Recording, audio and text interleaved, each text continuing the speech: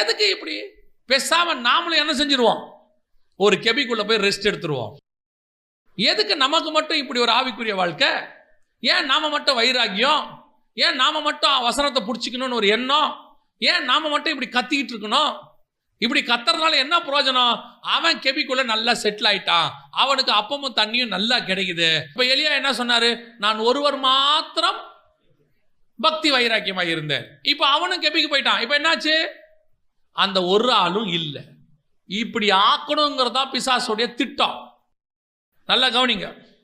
இல்லை எல்லா சபையும் சோரம் போயிருச்சு, நான் ஒரு சபை தான் இருக்கிறேன், நான் பேசி ஏன் கெட்ட பேர் வாங்கணும்னு நினைக்காதீங்க.